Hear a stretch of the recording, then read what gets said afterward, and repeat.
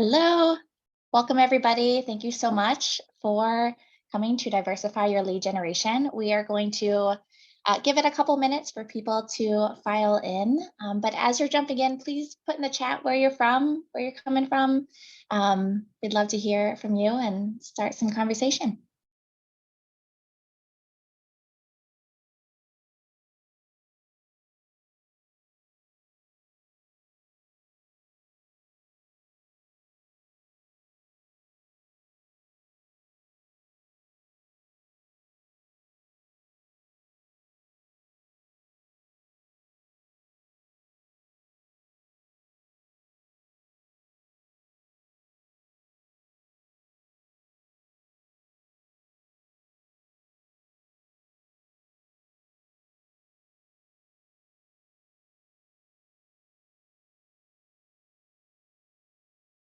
Hi, everybody. We're going to get started in just a minute here. If you haven't already, go ahead and put in the chat where you're coming from. We'd love to see.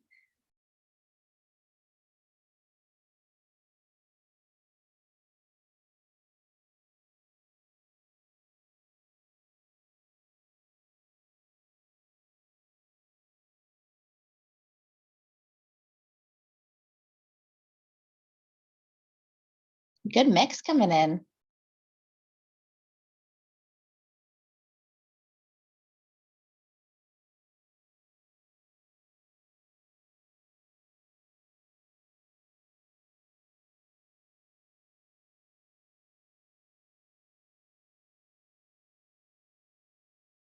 Awesome. Well, I think we're okay. We'll go ahead and get started with some introductions as you're filing in. Continue to chat with us and let us know where you're coming from, but we will get started with our session today. Thanks for joining. So for those of you that I have not met on the road, nice to meet you. I'm Jamie Oleksic. I'm VP of Business Development. I have been at Carnegie now for about 8 years, but in higher ed for almost 13 this year, lucky number 13. I reside in Philly, which I know I saw a couple Philadelphia fans in there. So welcome, friends. I'm your neighbor down the street. And I will be your main host today with my colleague, Megan, who's going to introduce herself. Thank you, Jamie. Hi, everyone.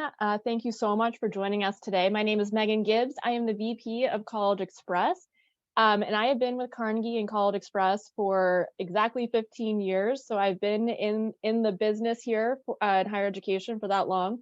And as the third bullet says, I am College Express's #1 fan, and I am excited to sort of talk through College Express and what college search engines can do for your lead generation strategy today.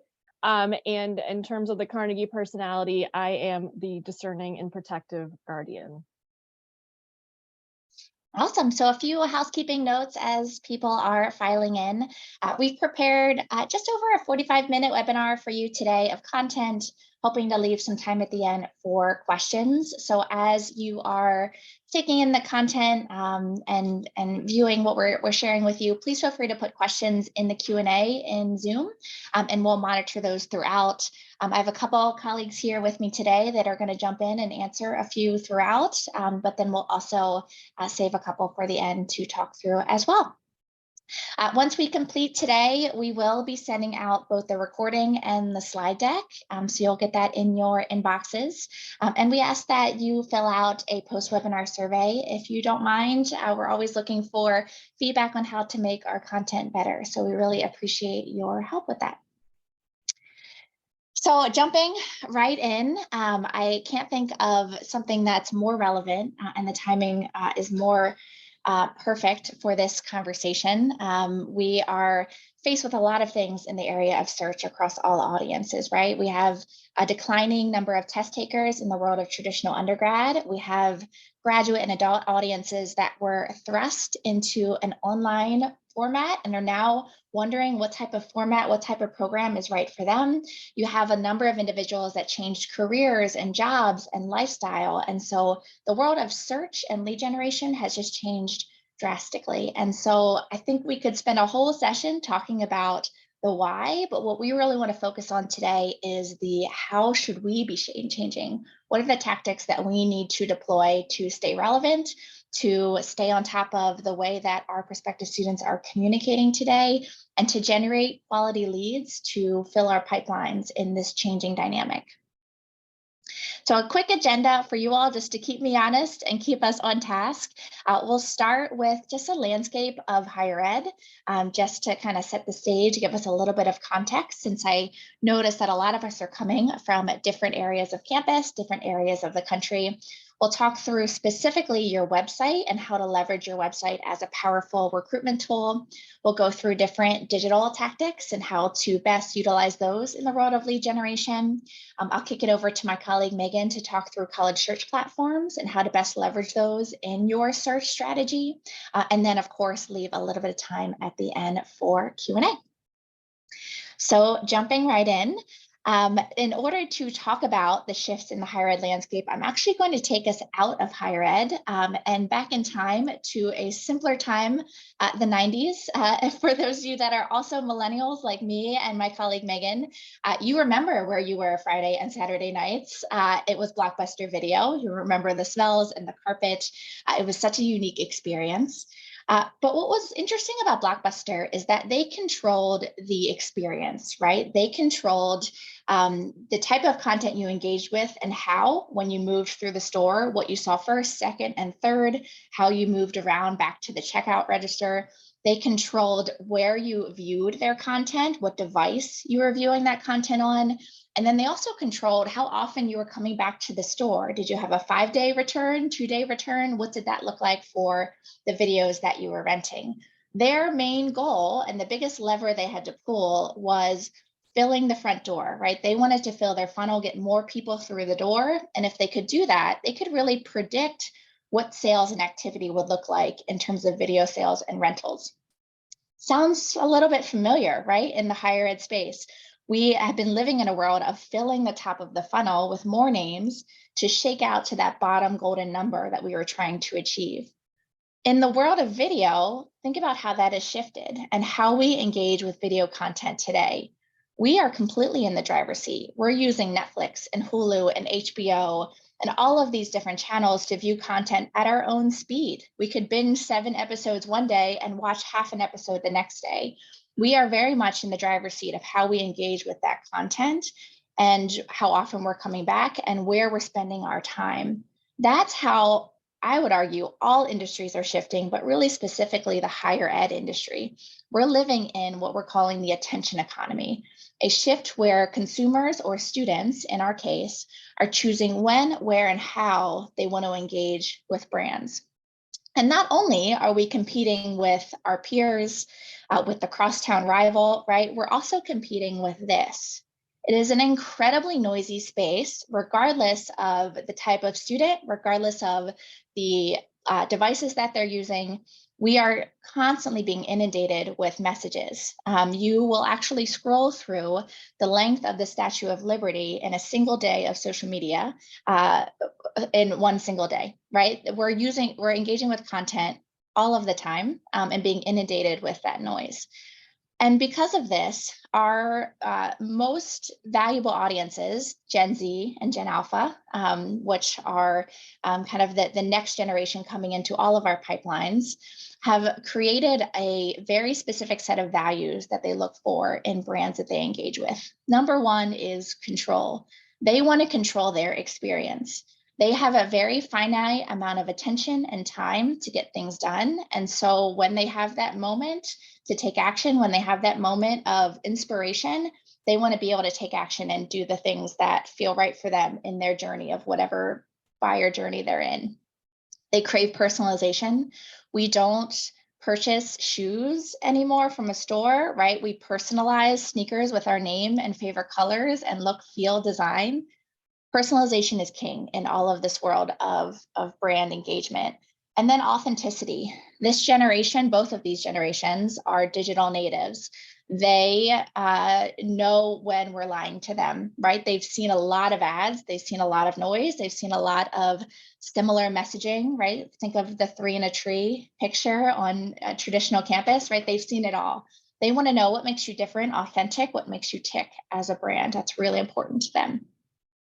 And so the way that we think about search, given all of these changing factors in the landscape, in the way that we engage with brands, is that the funnel has given way to what we're calling the enrollment ecosystem, which looks a little bit like this. And so the crux of the enrollment ecosystem is that there are all of these channels that prospective students can engage with us.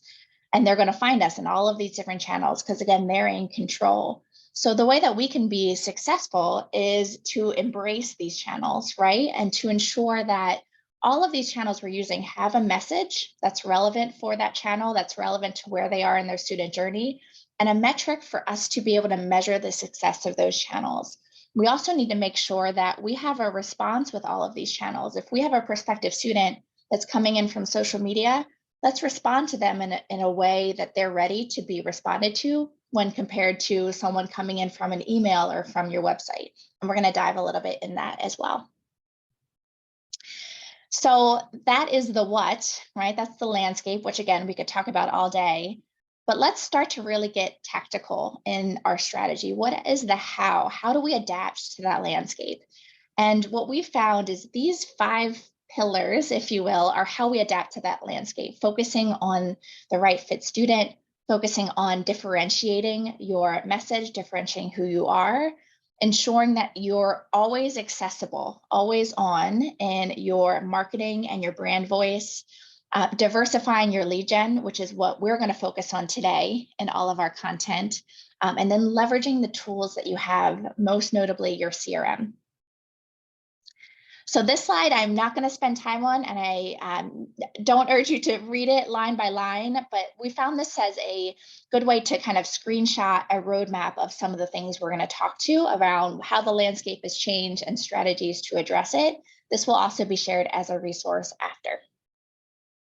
All right, so let's jump into a website. I think we can all agree that our website and our online presence in general is more important than ever, not only because it is the most visited building on campus, if you will, but also because there's so much influence that happens with the website. Students that come to a website and have a bad experience, they put that on your brand, right? They now have a negative connotation with your brand and what you're offering based on the experience they had on site. If you don't make it easy for information to be accessible, they're going to feel like that you just are creating barriers to those prospective students. And so website is more critical than ever. And I'd argue it's your #1 priority when thinking about lead generation. Why is that? Well, a website inquiry, in my opinion, and I've had a lot of conversations around this with a lot of partners, your website inquiries have the highest intent of any inquiry. They are seeking you out. They're finding your site. They're clicking on an ad and landing on your site. However they get there, they're taking the time to come to you, to read information about you, and to give their first name, last name, email, whatever that inquiry form has on there currently. They're willing to raise their hand saying that they're interested in following that pathway. So very, very high intent. I would argue that the leads that come in from your website should be communicated with differently than a lead coming in from Facebook or Instagram. That's a little bit more early on in the pipeline, early on in their student journey. These are students that know a little bit about you and have raised their hand and have started that conversation. Website inquiries also give you a robust set of data. And this leans into using your CRM, using Google Analytics, using those tools. You can append UTMs to your inquiry forms to get a sense of, did this lead come in from a paid ad or an email? How did they get here to this inquiry form? And so that data can start informing some of your strategy and more of your outbound strategy as well. It's also a comfort that you can feel that these leads know a little bit about you, right? They're coming to your website, they're getting quality information in your own voice and still inquiring. So they're not inquiring on false premises. They understand who your brand is, what you offer, and they're still willing to inquire. So it's a really fruitful lead in that perspective. What's challenging and disheartening to hear is that very often with our sites, how they currently exist today, are missing the mark in terms of fostering that great connection and building a pipeline of those high quality, high intent leads that I had just mentioned. We had collected over 3,400 free form responses from prospective undergraduate students on what are the hurdles that they're facing when they approach a higher ed website. And there were a number of different things that came back, but three that were most notable that I thought could be a low-hanging fruit that could be accomplished.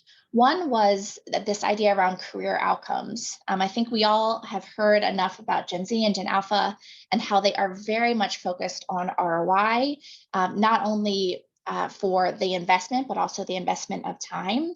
And I think we've started to do a good job of this. A number of graduate partners that we've spoken to have started to weave in stories and different metrics around job placement and career options. But there's still a lot of work to be done to showcase really what this degree can do for you in the long run.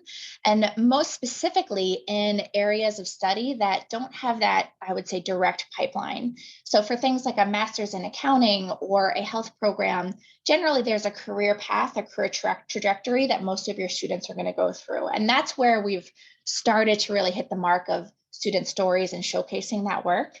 But where we're missing the mark are those programs that can lead to an array of careers. That's where students aren't seeing those student stories or seeing those opportunities or really envisioning what that can mean for them. And there's a lot of opportunity there. They're also having challenges identifying specific program information. I think we very much rely on the student to understand higher education hierarchy and org structures, which can be complex and nuanced.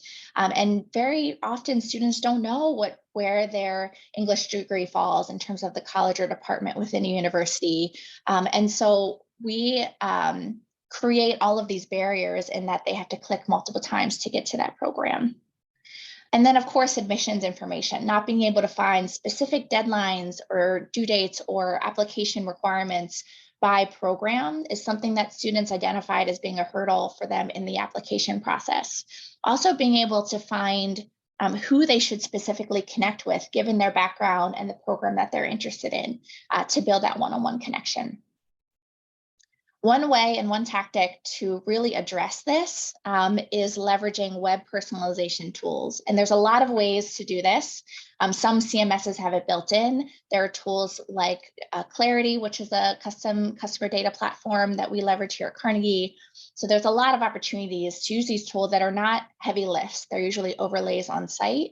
But what they do is they allow you to strip away the noise of your website.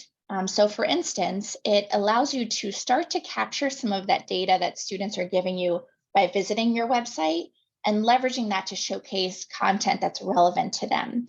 So for example, we had asked prospective students, do you want to engage with website personalization?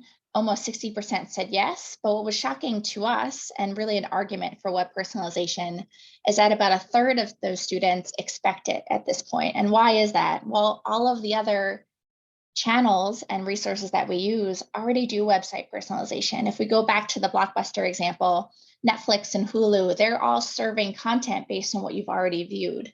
This is part of our everyday lives. And so students are starting to expect that in the higher ed landscape as well.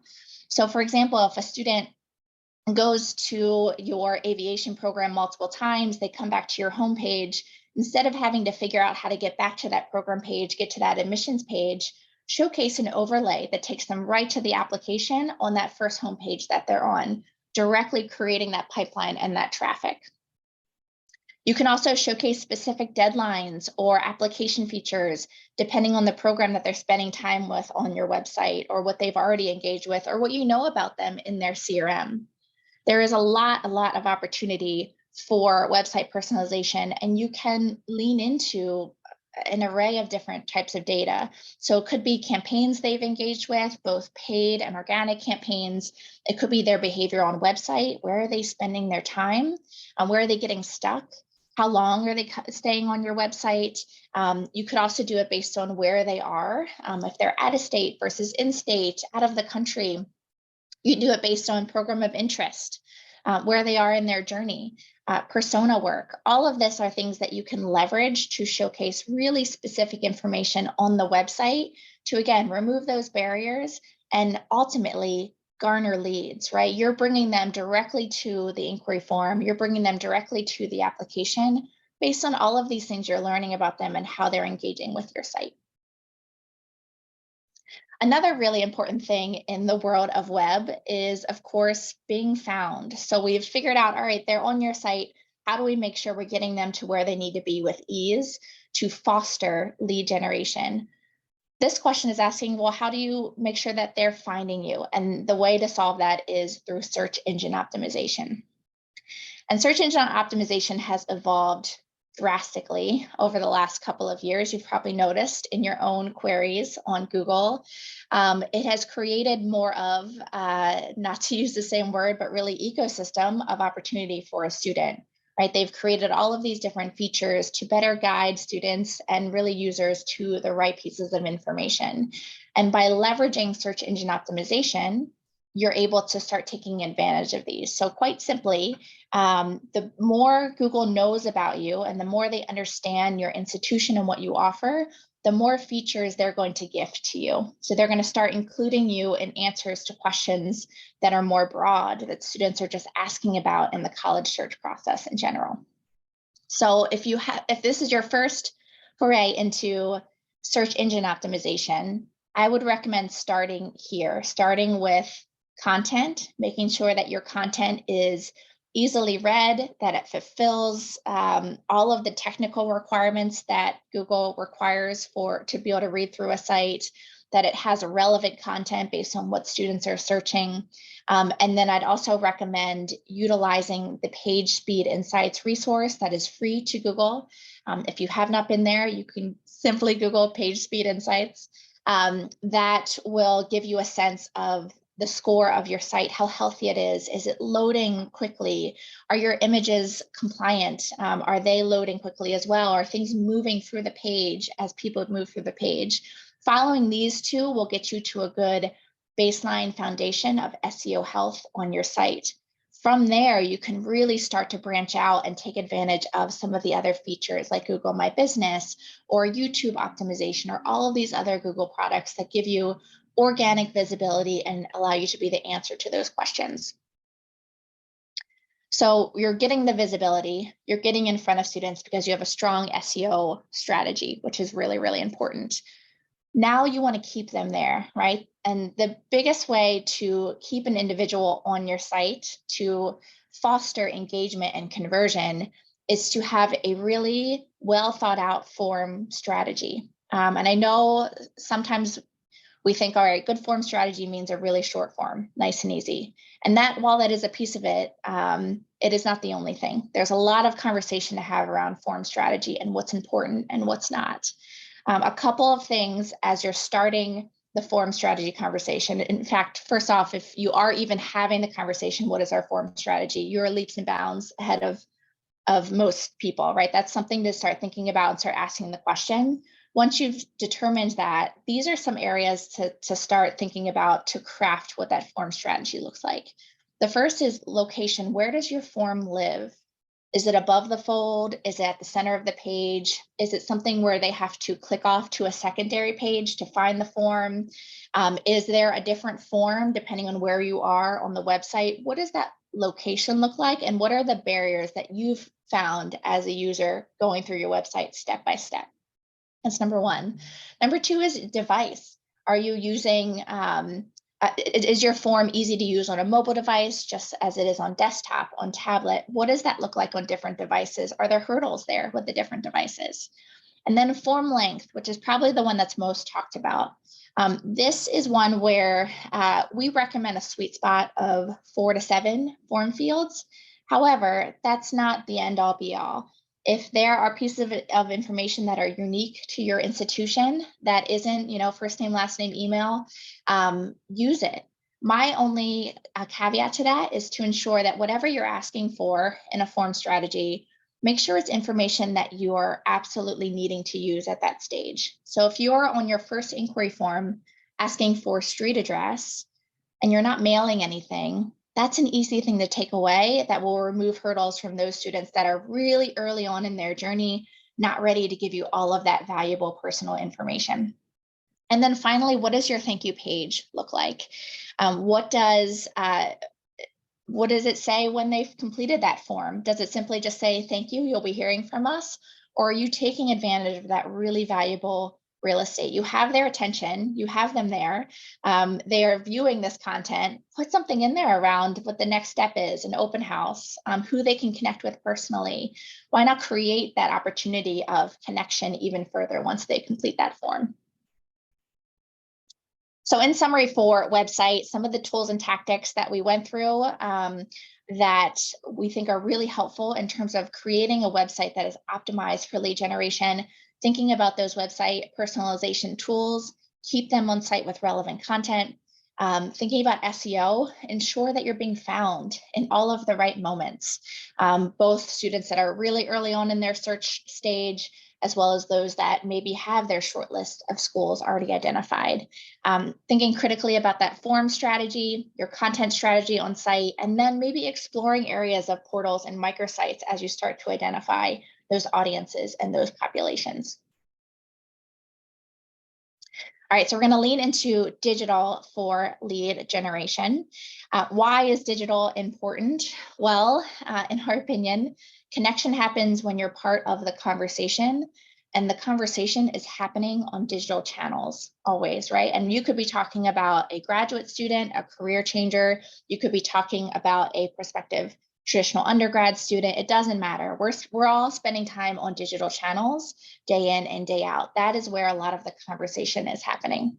And it's happening on more channels than ever before. So this is Pew Research that's showcasing how many channels teens were using in 2014 and 2015 compared to 2022. You can see just a major shift, really leaning heavily into video channels more so than text, but just a wide array. So when we think back to the noisy space that we were describing before, not only is it noisy because of just the content that's flowing, but it's noisy in that all of these channels are fighting for our time and attention. And so us having a presence on as many of these as we possibly can in a strategic way is going to open up the lines of communication and generate opportunities for lead gen and inquiry generation. Unfortunately, what we found through our research, both from a prospective student survey standpoint, asking students what channels they're using, but then also we had asked higher ed marketers where they're spending their money and their dollars, there is a disconnect. So you can see here that YouTube is #1 in terms of what platform prospective students are using most often in their college search. But it's only being used by institutions about 49% of the time. So a ton of opportunity there for YouTube. You can see Facebook, Instagram. We've finally fully adopted that in line with usage by prospective students, but a lot of opportunity with some of these other video-laden channels. We are also faced with a number of privacy changes over the last couple of years. I won't belabor these, but the major ones are we've lost our larger attribution window. So we used to be able to attribute engagement with ads for weeks from the time they engage with the ad to when they actually converted.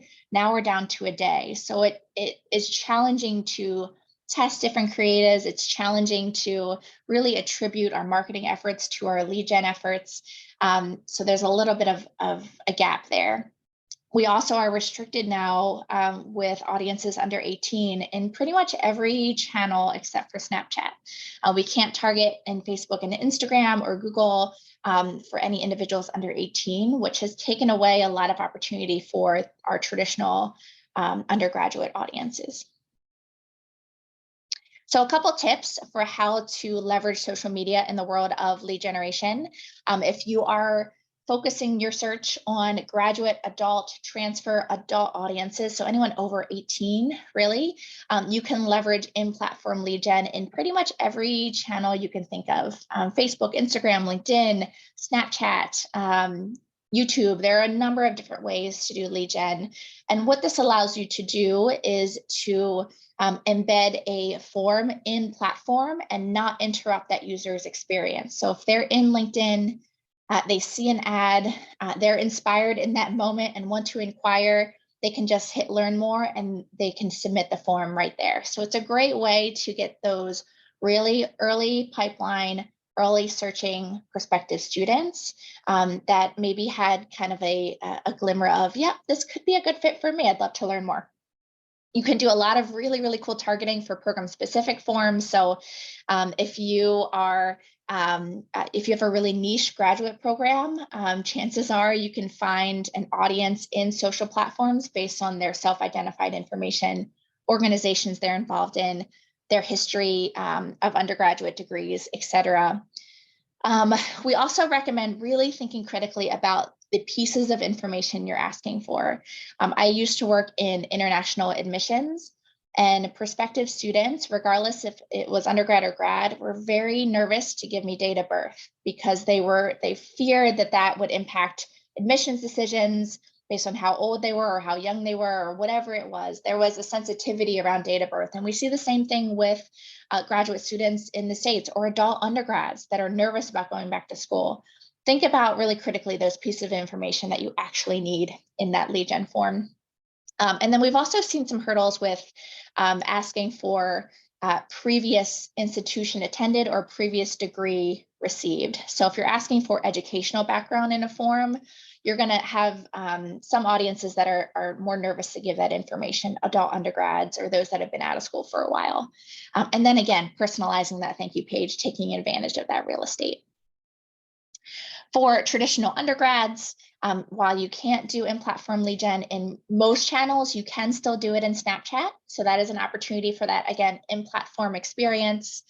You can also do parent lead gen campaigns. So if you have a list of parents or you're trying to generate a list of parents, you can still use all of those wonderful lead gen tactics in platform to reach those parents of traditional undergraduate students. Thinking really critically about your landing page. So the graduate over 18 audiences, you can do a lot of great things in platform. It's not the case with traditional undergrads. So your landing page is more critical than ever, and an easy to navigate landing page, easy to navigate inquiry form is more important than ever. And then of course, personalized thank you page, just like I had said before, include relevant content once they complete that form. I also want to speak a little bit about Google search or PPC, pay per click. This is, I would say, probably number 2 to show intent audiences. So those that fill out your inquiry form on your website, that seek out your website, they are the highest intent, in my opinion.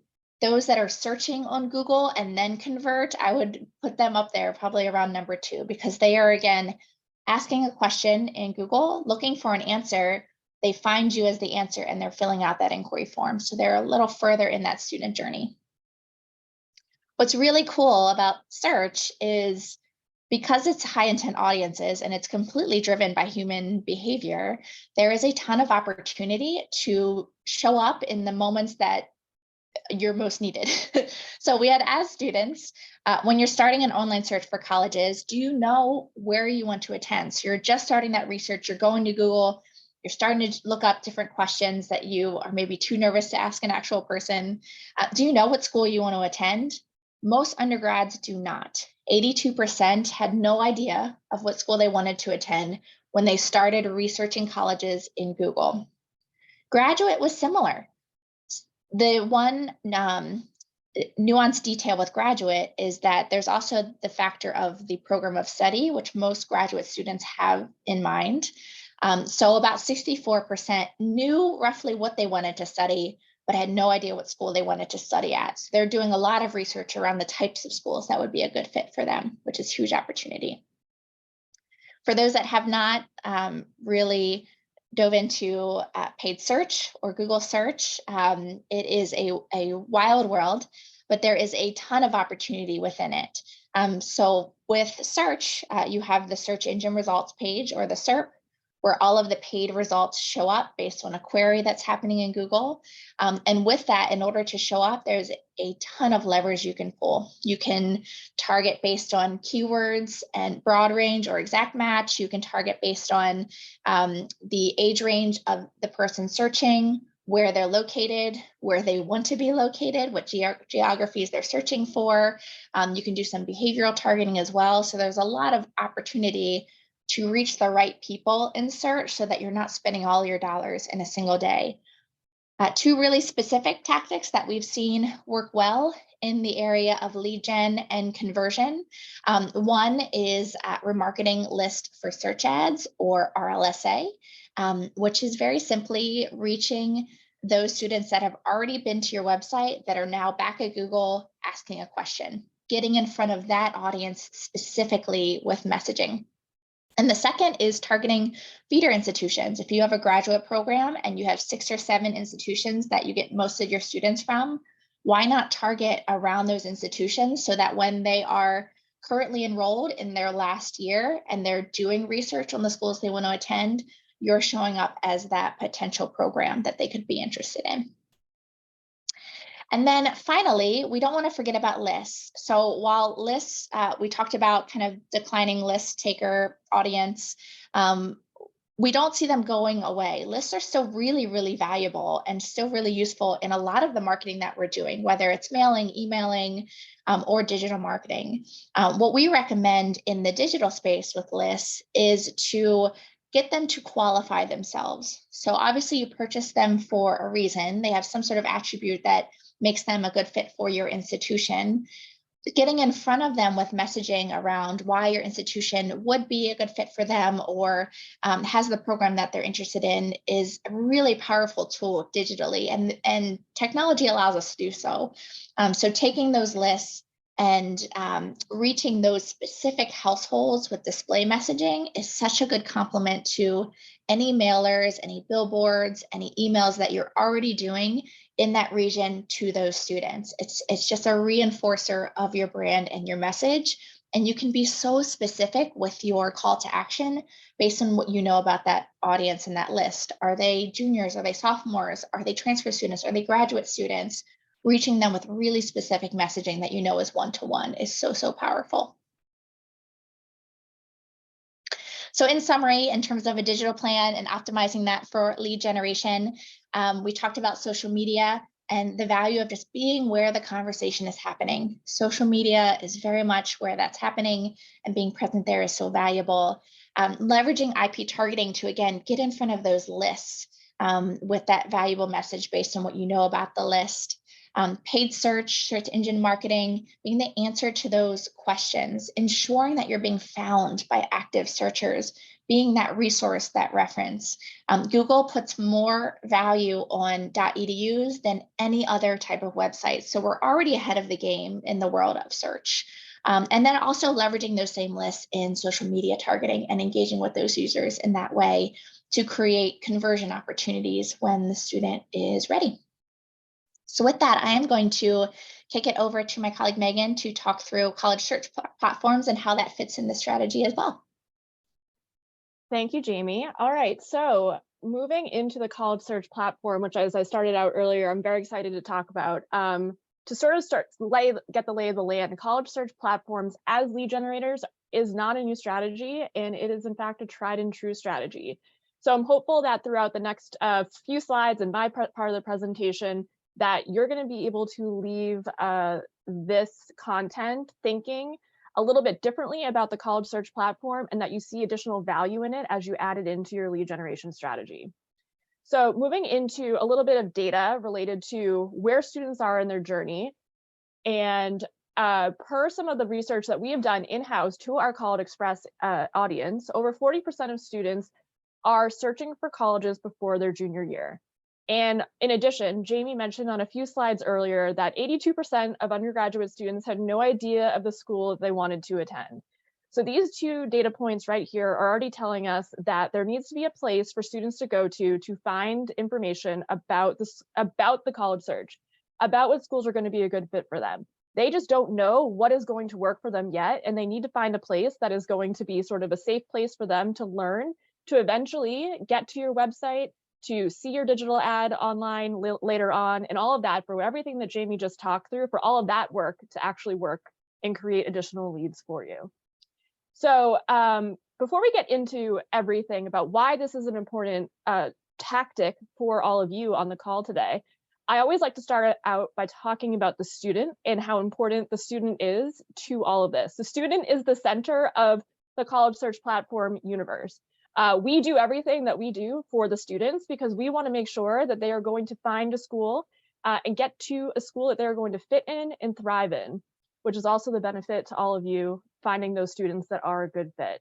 So for students, this is a low pressure experience to connect with colleges and universities. It is a trusted, unbiased resource. We have all college search platforms have a ton of content relating to the college search, financial aid, scholarships, and everything like that. So college search platforms are there for the student from the start as they are going through their research journey. Endless options for students to discover schools for them. On College Express in particular, we have every four-year college in the country listed on our site, as do all other platforms. And so not only does a student have the option to connect with a school that is a client of College Express, but they could connect with a non-client. And that's at the end of the day, what's most important to us. And this is where they're going to be able to search a dedicated search within a website that is going to get them actual results that are so pertinent and targeted to the college search. And the last two, which are really, really critical for me and my team and Carnegie, the fact that these websites are free and they are accessible to all students. And I think I'll just leave it right there because I think that's really just the basis of everyone is welcome here and they are going to find what they need, take what they need, and also learn more about all of you and the types of opportunities that are available to them. And before we move into this slide, one thing I'm going to say is I'm obviously a little biased because obviously I'm coming from Carnegie and College Express. So a lot of the examples I'm going to give today are going to be from College Express, but that doesn't mean College Express is the end all be all. We recommend diversifying your lead generation strategy in all ways humanly possible. So while I might be talking about what College Express can do, all other search platforms can do this as well, just finding the right one for you. And we recommend not only using one, but using several of these to diversify your lead generation strategy.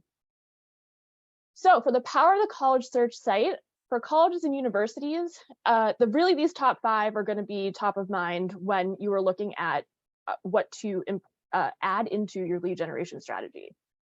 Educated opt-in, credibility of an objective party, segmentation, always on, and multi-cycle. And the next few slides are actually just going to go directly into these topics. So Jamie, I'll have you move on to the next one so we can just jump right in. So this is probably my favorite slide of the entire presentation because I think there might be a misnomer out there that college search sites are just sending names of students out to the world, out to colleges, universities without any regard if there's a match or if there's a student that's actually interested in them.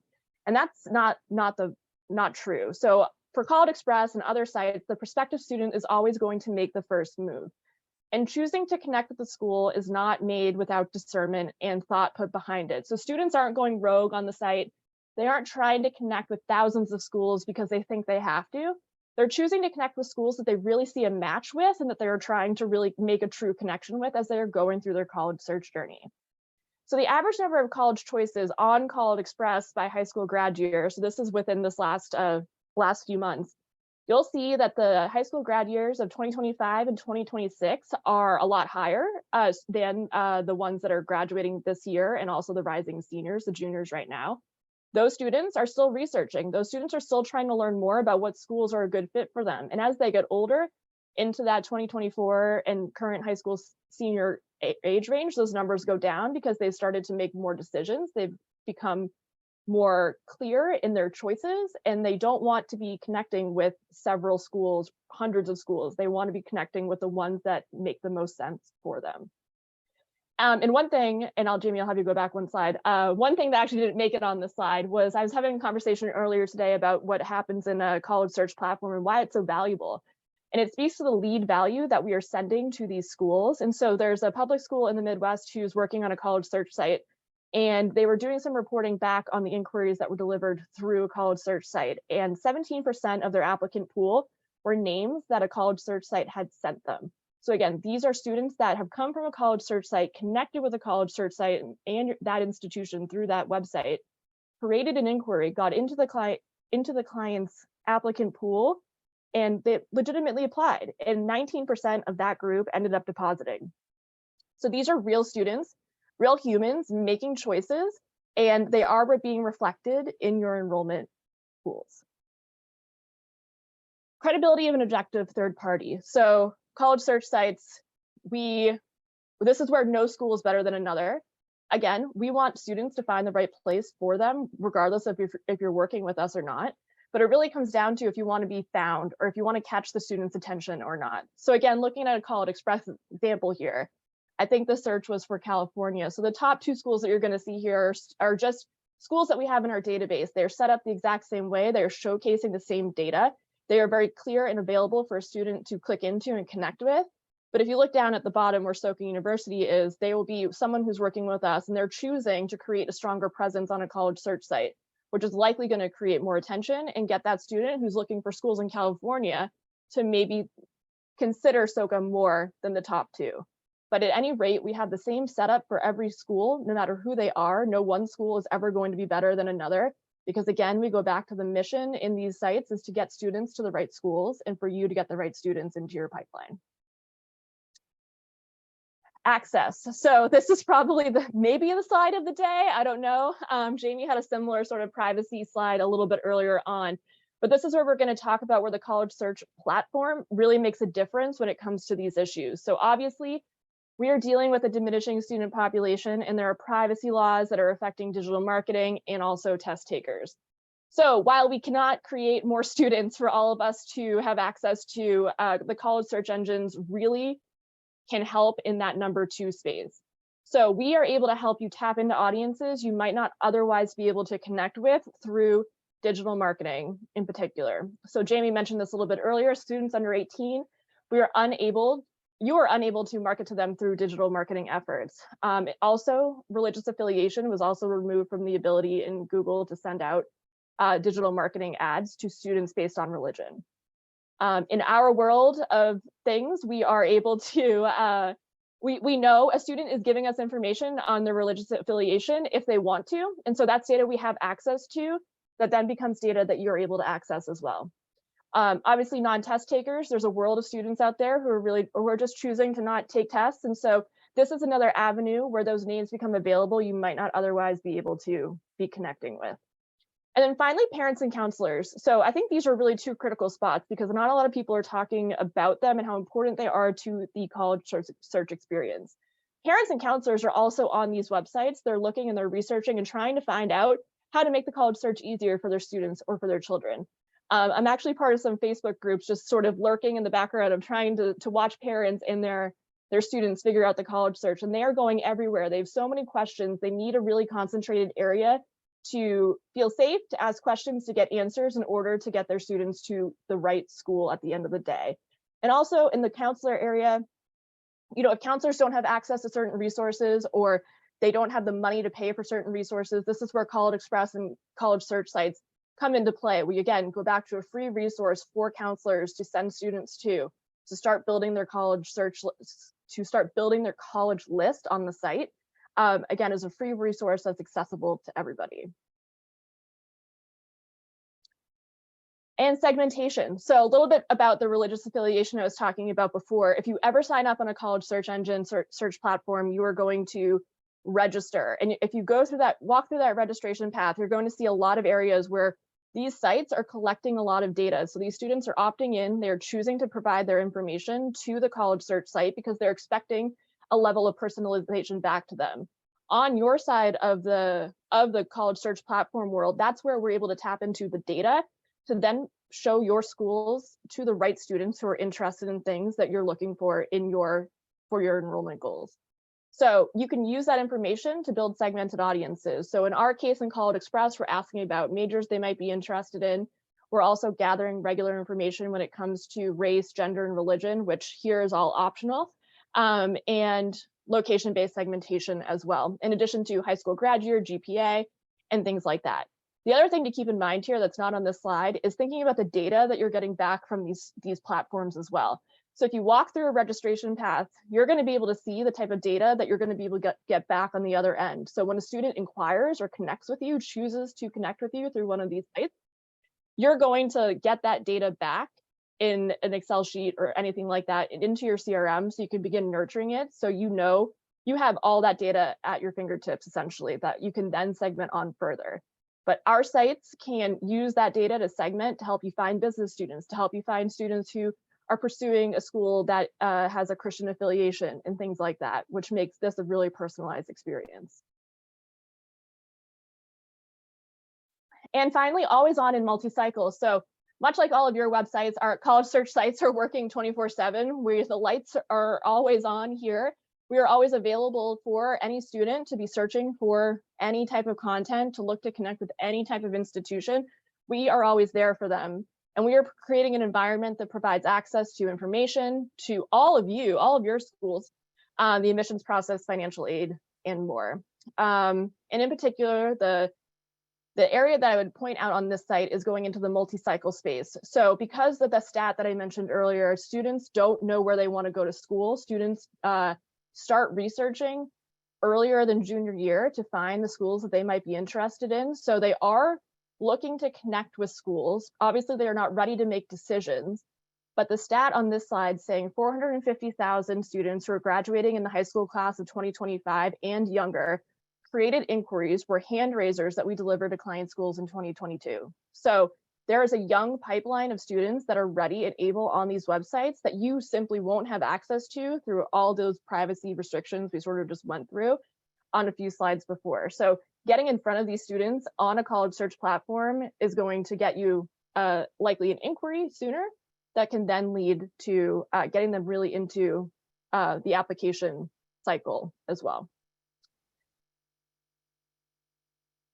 And finally, as we round out the rest of this presentation, so leveraging the college search site, this is really the space where I'm just going to offer some things for all of you to think about. And if you're looking to talk to someone on a college search platform about what you can do to enhance your profile, what you can ask these sites about for advertising opportunities and inbox advertising as well. So how do you leverage the college search site for you to get the best results is really what we're going to talk about in the next few slides. So profile enhancements, as you see here, again, these are examples from College Express, but really simply to show how a client, how a school can increase their presence on a website simply by adding additional imagery, content, testimonials, and video. So this is a marked difference between a school that is not working with us, where we are not adding the image, we're not adding video or content or anything like that. If you go to the next slide, Jamie, a lot of the reasoning of what we have built for the templates on College Express is based off of student feedback. So we're asking students about what makes the most sense to them, what did they engage with the most, what is the thing that is going to help them connect with you more.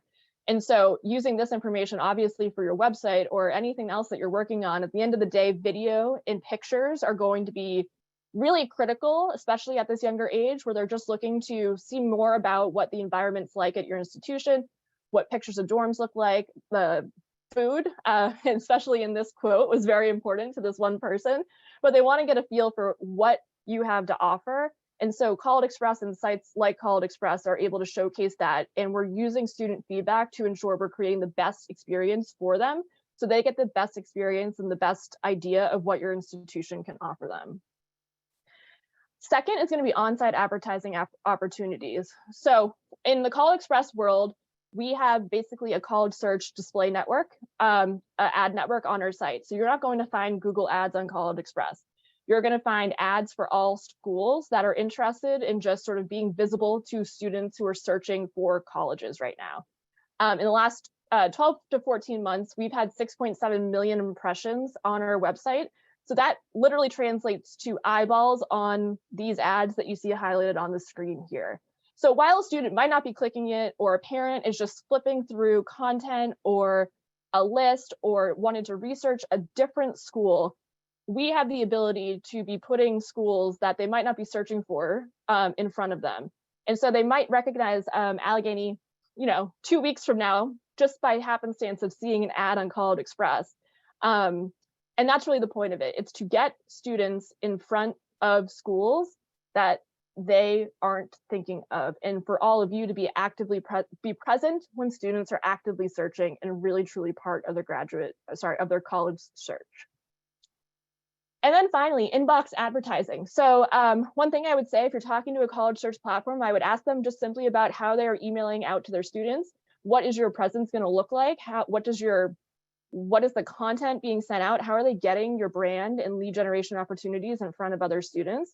And so this is an example of what Carnegie and College Express does. We will push out schools to students. We will never put a school over another. In our case, we work as a consortium environment. So students, again, are choosing. They are presented with options and they get to choose what they are interested in. And in 2022, we sent 28 million of these emails that you see here. That's only a portion of the 60 million we did send, because College Express is also a college search resource. We're sending out newsletters, financial aid information, college search information as well. We're building trust with our users and ensuring that when we do send an email like you do see on the screen, that it's going to be responded to, it's going to be clicked on, and that you will receive the inquiry at the end of the day. And I think that brings us to our last slide. So a college search site that is optimized for lead generation. So all I would say is just thinking through the profile enhancements. How can you make your page better, brighter on these pages? Inbox advertising, talking to people about how your emails are going to be seen, and at the frequency and the volume and all of that. On-site advertising, what does that look like, and how can you get in front of more students? And really the first one, college search sites, how to optimize for lead generation. It's simply to get on a college search site and be present there. And by doing all of those things, you're going to achieve all of the goals that you see here. So I know we're running short on time, but at the end of the day, it is a cost-efficient, always-on brand exposure. And hopefully I've changed a few minds today through this presentation. So Jamie, I will toss it back to you. Thanks, Megan. So just some quick takeaways for you all. Obviously, the landscape has changed. We talked about that ad nauseum, but there is a lot evolving in the way students are engaging, how we can find students, how students want to inquire that we need to make sure we're responding to, thinking about your website, optimizing that for conversions. Same with your digital plan, really thinking about the goal of lead generation and how to leverage these channels and be present in these channels appropriately.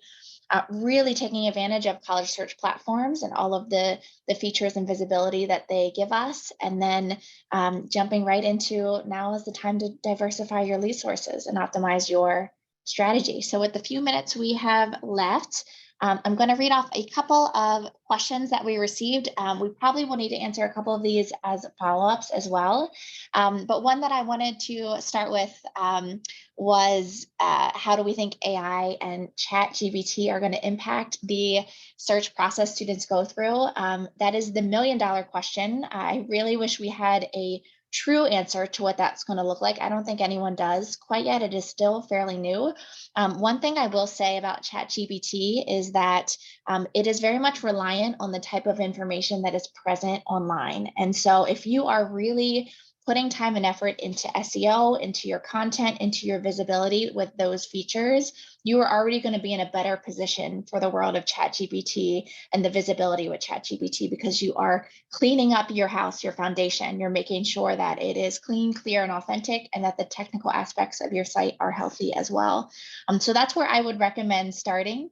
We are also continuing to explore what that means and how that's going to shift the way that students behave. But as we all know, prospective students in this generation are the ones that are first to explore a lot of these channels. So they're going to teach us pretty quick how they're going to start leveraging these platforms. There was also a question around LinkedIn. On one of my slides, I talked about how YouTube is really heavily used by prospective students, not super heavily used by, YouTube is really heavily used by prospective students, not being used by marketers in higher ed. LinkedIn, if you noticed, showed that it was not heavily used by prospective students, but very much used by higher ed marketers. That's very specifically based on audience. So the prospective student survey was more geared towards traditional undergrads, which we know don't spend a ton of time in LinkedIn. However, marketers in higher ed are using LinkedIn heavily for a lot of advertising, whether it's thinking about impacting college rankings or engaging with graduate students, alumni, et cetera. And then we also had a couple questions about College Express and if we are leaning into pre-college summer programs or international students. I know that we've worked with both of those audiences and we're set up for success there. I don't know, Megan, if there's other things you want to add there. Yeah, you got it. We do have an international segment, so there is an audience there that you can leverage. We also are in the grad and transfer space as well. And I would just say, stay tuned for continuing education. Still some things we're exploring there. And I'll just make a quick comment on the pricing. So we work off really of a subscription model. So we're also really flexible and we can customize to your needs. So just shoot us an email and we'll be happy to talk through how we can help reach your goals. Awesome. I think there were a couple others, but we will be sure to answer those as a response. And of course, we're going to be getting all of this in your inboxes. We have a couple great resources linked here, which I believe my team is also going to throw into the chat for you that expand upon this and other areas in the world of search and lead gen. Would love for you all to be part of the conversation with us as we're diving into this new world. And then, of course, if you want to speak to me and Megan specifically, here are our emails. We're happy to have a conversation and talk through this new world that we're living in. So thank you all so much for coming. We'll wait here a couple of minutes as you all file out, but we look forward to hearing from you. Thanks, everybody, for your time today.